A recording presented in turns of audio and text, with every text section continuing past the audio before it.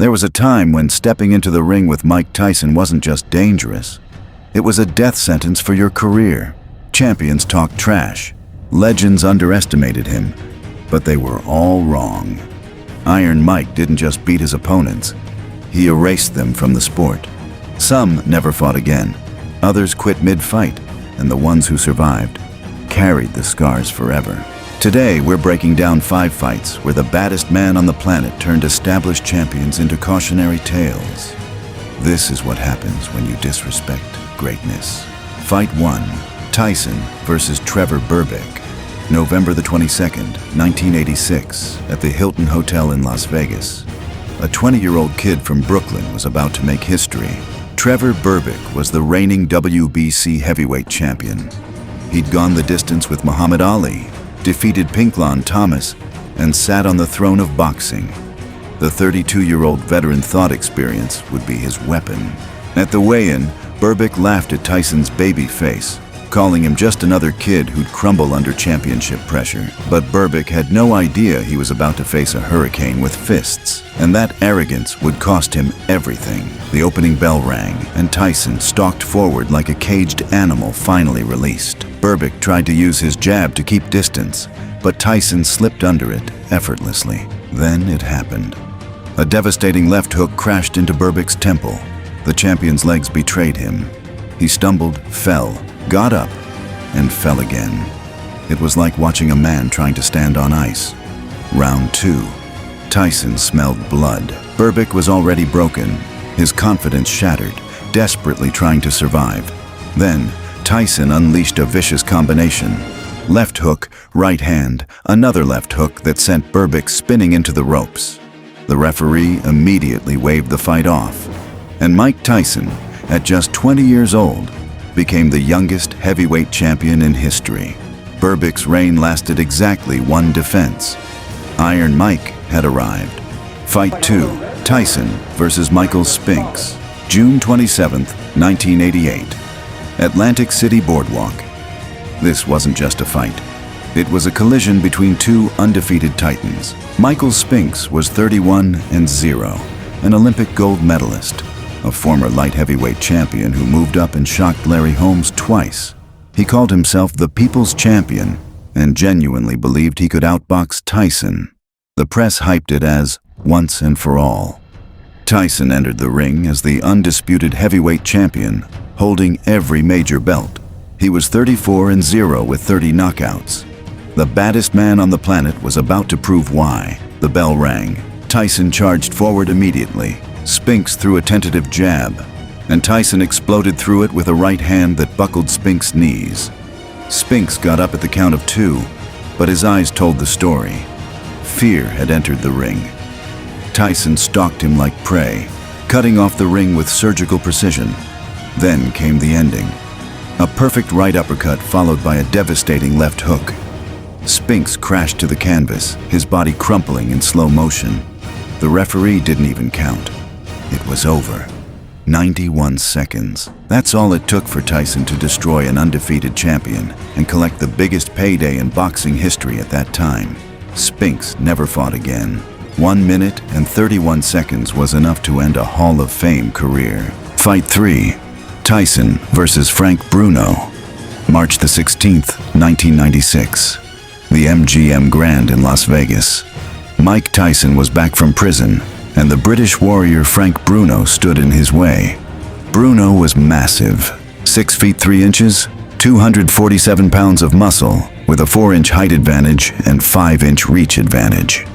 He'd challenged for the heavyweight title before and genuinely believed his size and power could overwhelm Tyson.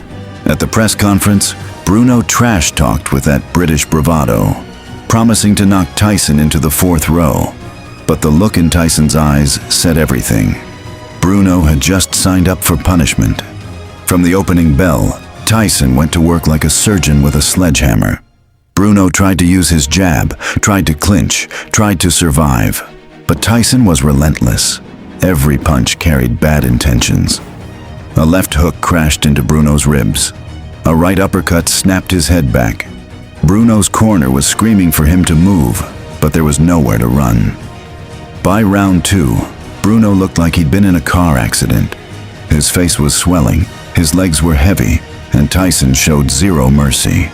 A brutal combination sent Bruno stumbling into the ropes, arms up, defenseless. The referee jumped in at 50 seconds of round 3. Bruno's corner was already waving the white towel. The British Warrior had talked the talk, but Iron Mike had walked him straight into a nightmare. Fight 4, Tyson versus Francois Botha. January 16th, 1999. MGM Grand, again. Tyson faced South Africa's Francois Botha, a fighter with a dirty reputation and an even dirtier mouth. Botha mocked Tyson in the build-up, calling him washed up and promising to expose him. What Botha didn't realize was that disrespecting Mike Tyson was like pouring gasoline on a fire. When the fight started, Botha tried every dirty trick in the book, clinching, holding, and hitting after the bell. In round 2, he blatantly struck Tyson after the bell, triggering chaos. Security swarmed the ring. Corners separated their fighters, but Tyson's patience had snapped. He wasn't just going to beat Botha, he was going to erase him. Round 5. Tyson finally found his opening. He feinted with the jab, and Botha dropped his guard for a split second. That's all Iron Mike needed. A nuclear right hand detonated on Botha's chin. Botha face-planted into the canvas. His body went limp. The referee didn't even count to 10 before waving it off. Tyson stood over him, a message sent to the entire heavyweight division. Talk trash, get demolished. Fight 5, Tyson versus Andrew Golota. On October 20th, 2000, at the Palace of Auburn Hills in Detroit. Andrew Golota was known as one of the dirtiest fighters in boxing history. Headbutts, low blows, cheap shots. He'd been disqualified twice against Riddick Bowe for repeated fouls. When Golota was announced, the crowd showered him with boos. They knew what he was, and they couldn't wait to watch Tyson punish him. The opening bell rang, and Tyson attacked with pure malice.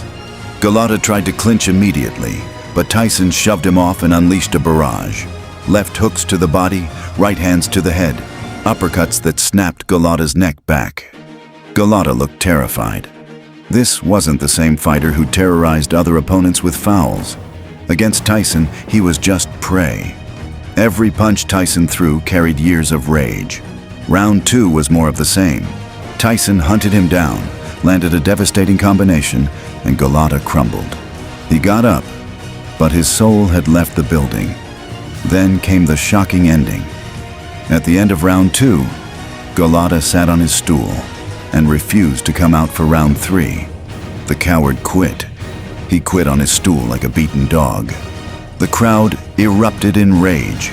Security had to escort Golota out as fans hurled trash and insults. Tyson paced the ring in fury, denying the knockout finish he craved. But the message was clear. Even the dirtiest fighter in boxing couldn't survive Iron Mike. CTA 5 fights, 5 demolitions, 5 reminders that Mike Tyson was the most feared boxer who ever lived. Time after time, cocky challengers thought they could disrespect Iron Mike. Every single one paid the price in blood, sweat, and shattered pride. Champions fell, and trash talkers got silenced. Because when you stepped into that ring with Iron Mike, there was only one outcome: destruction. If you want more legendary boxing breakdowns, smash that like button and subscribe. The Reign of Terror is here too.